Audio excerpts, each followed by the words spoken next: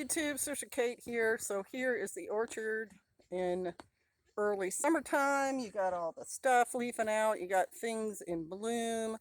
There's water in the containers because we had big wet here. Can you see that? Maybe I didn't show it well enough.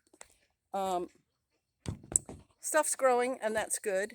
But with this time of year comes some important health things to look after.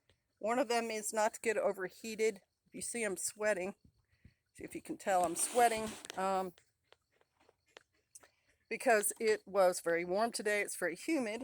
And so making sure you drink enough water is very important at this time of the year, because you can overheat and then have heat stroke or heat exhaustion.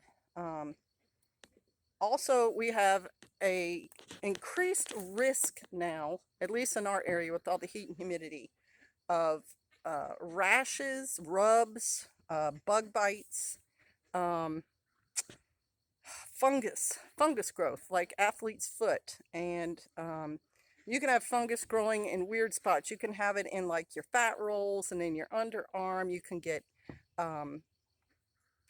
heat rash, which is, raised red bumps, painful bumps, just because of the heat and your clothes and it clinging to you. And if you sweat a lot and your clothes get wet, and then, ooh, there's a mosquito.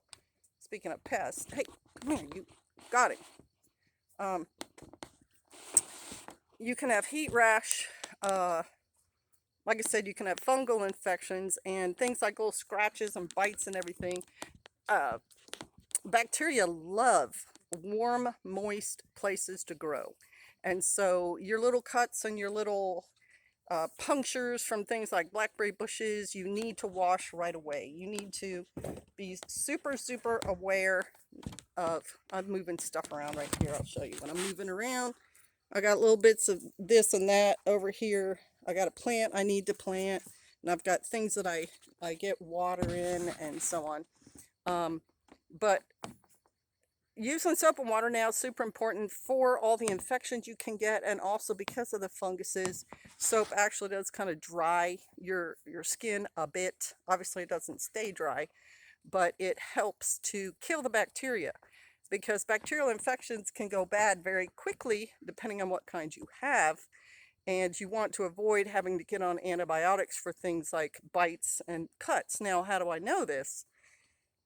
Excuse me, I've had a couple of bites here that I've itched and not really paid attention to, that then got infected and got huge. I had one that was like 9 inches around, simply because it was a kind of a bacterial infection that likes to grow under the skin.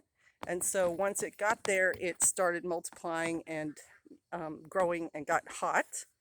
So signs of an infection in your skin. The skin gets hot, it gets swollen, and it gets really red.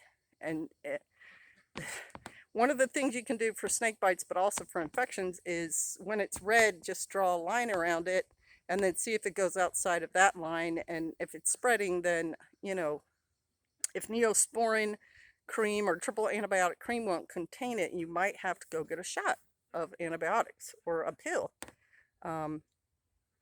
And so those are the kind of things that are going to be typical for this time period that you're going to want to take care of, that you're going to want to be on top of, whether it's, end of the world or not. They just come with it being hot. And I live in an off-grid house, as you guys know. So for us to keep cool, we usually have a fan, which helps a lot. We have lots of windows that we open so breezes come through. Every once in a while, we'll use an air conditioner off of solar or a generator. Why am I telling you that? It has something to do with the heat, not heat exhaustion. Oh, the air quality. So I've noticed I have almost zero bronchial irritation, sneezing, or anything, even though I'm in an off-grid house that's not perfectly clean, with a cat and 2 dogs. And I've had allergies my whole life. So it's possible my allergies have just gotten less as I've gotten older.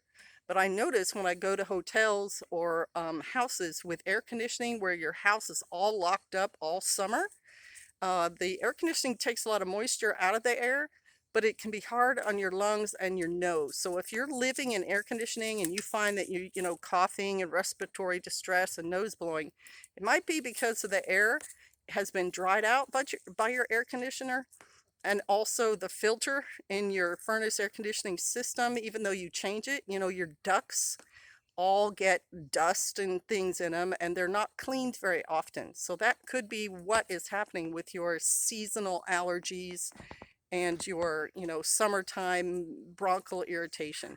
Just a little word to the wise. All right, y'all, I got to get going. The skeeters are getting out and I've got to run. Shalom.